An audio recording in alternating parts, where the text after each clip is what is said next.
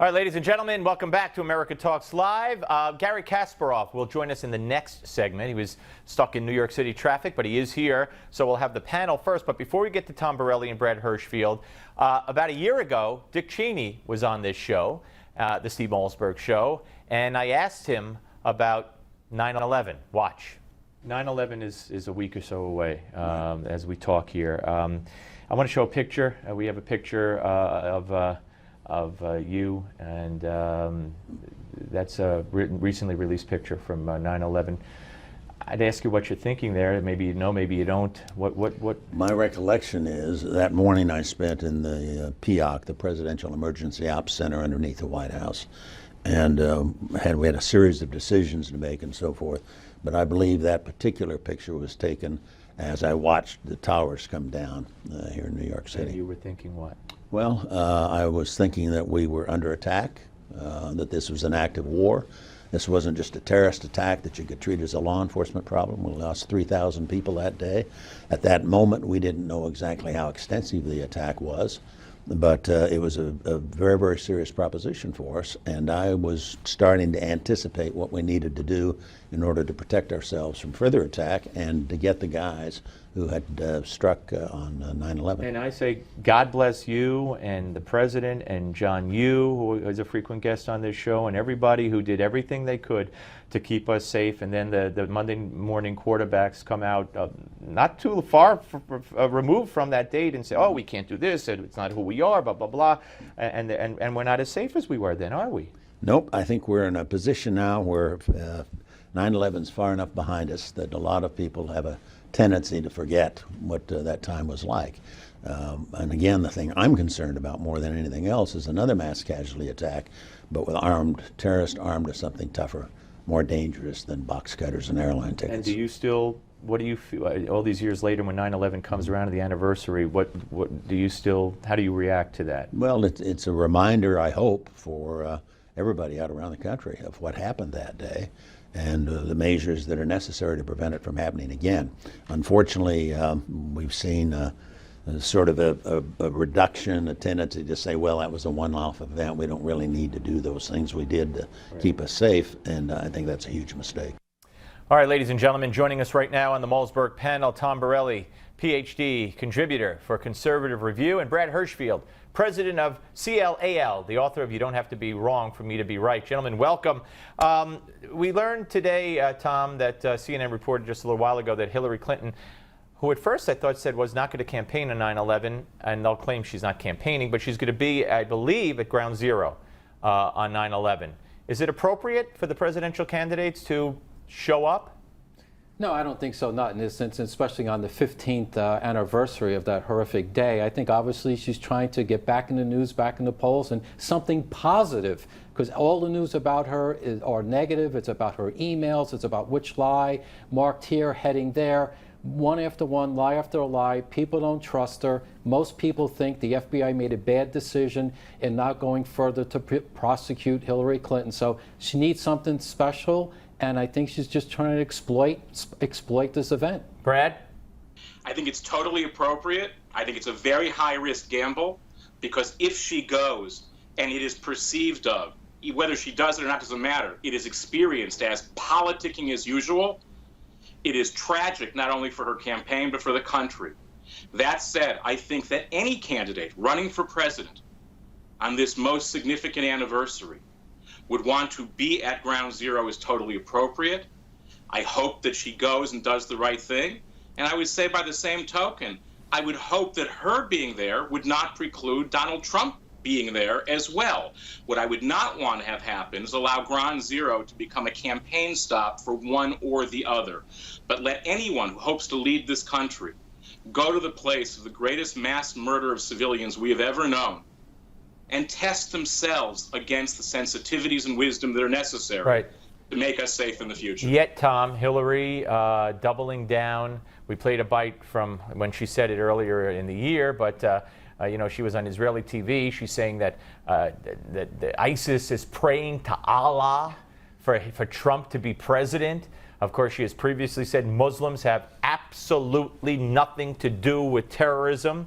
So, she could go to 9/11 all she wants, but if that's her stance and that's her belief and that's her claim, she's going to have a problem with the American public.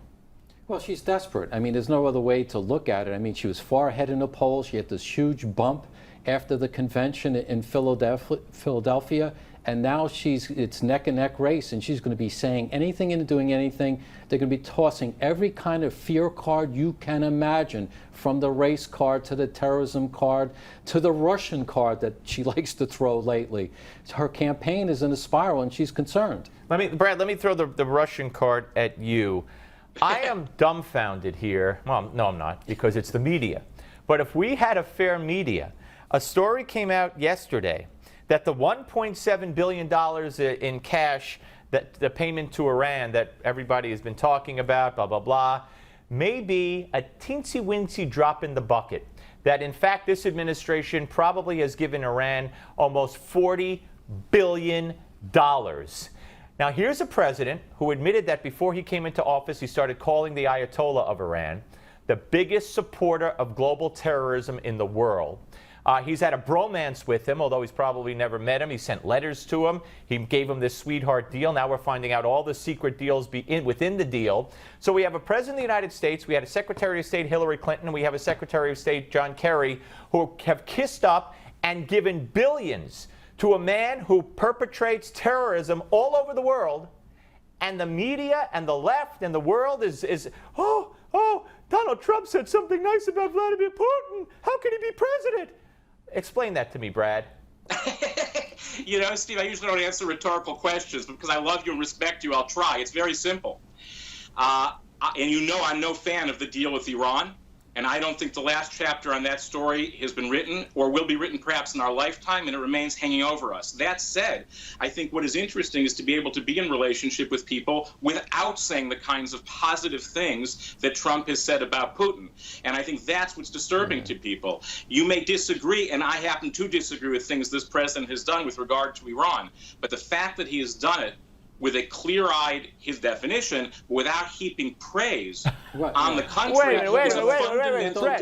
Brad, that's what people are responding Let to. Tom respond. Tom, under Obama's watch, where he's never praised Putin, he stood by, let him do what he wanted in Syria, let the red line be crossed, let Crimea be taken, said, hey, tell Vladimir that I'll have more leeway after I'm elected. And that's okay, because he never said, I admire Putin as a leader. That's okay. Gives billions to Iran for terrorism, but he never said, I like the Ayatollah. But Trump is the bad guy here. Wow. Yeah, I mean, there's a big difference about talking to your enemies and funding your enemies. And here what we're doing is nothing less than funding terrorism in cash, by the way. And Congress doesn't even know about a lot of the money, the ways and the hows, which is totally irresponsible by our president.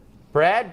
No, so Tom, you and I agree about that danger. It has nothing to do with Donald Trump. See, again, like the previous story, I think we'd be very careful about analyzing policy and politicizing real challenges. So one has nothing to do with the other. As my mom used to say, if someone else jumps off the bridge, are you going to do it? No. That's it. We agree about one doesn't mean the other gets whitewashed. But my point is, nobody gives a rat's behind about one. They only care about, we do, but nobody else does. All right, let's move on. George Soros Foundation is now seeking to expand online voting. The first thing I ever heard of that proposition, Tom, of online voting was, I think JFK Jr. had a plan to try to put that forward and push it. I mean, not having an ID is insane enough, but to let an online vote take place where someone could vote instead of someone and no one would know it? I mean, even if, grandma's too sick to vote, so she gave me her password and I voted for her and no one would know. That's insane. Yeah, it is. What we need is a face-to-face transaction in voting, and I'm a huge fan of voter ID. It's the best way to really, to keep the integrity of the process. And along the same lines, I think today they're voting in North Carolina. Yes. How could you vote before even the first debate? There's so many issues still to come out. When has this happened? How are we allowing this to happen? Yep, Brad?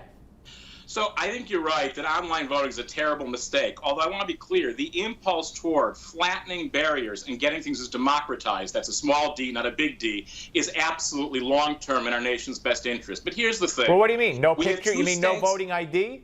We have 2 states that have been hacked. The DNC has been hacked. The bottom line is the technology is simply not there. And so it turns out that however well motivated the idea is, it should be completely off the table because there is no way to have any kind of structured security around the voting. And that's coming from me, who was raised in Chicago, where the earliest lesson I got in voting was to vote early and vote often. But we did it as a joke. Good way as a to serious end. thing. Good way to end. Brad Hirschfield, Tom Borelli, I thank you both. Welcome back. It's been a while. Both good friends of the show and of mine. Appreciate it very much. All right, up next, Garry Kasparov, Russian pro-democracy leader, former world chess champion. He has a lot to say on Putin, Trump, and more. Don't go away.